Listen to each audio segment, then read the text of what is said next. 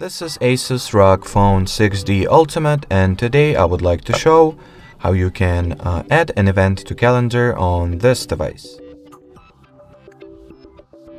To start, you will need to find and launch the Google Calendar app on your phone.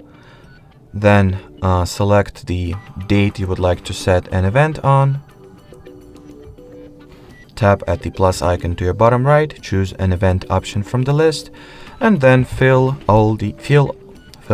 however you pronounce it. So add all the event details such as its title, time frames, time zone, repetitiveness, participants, link to the video conference, location, reminding preferences or notifying preferences, color of this event or the color that this event will have in the calendar, so you will be better able to tell it apart from other celebration, holidays and events you have added to your calendar.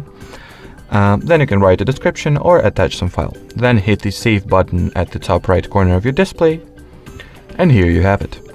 Alrighty, so that will be it for this video. Thanks for watching, and bye bye.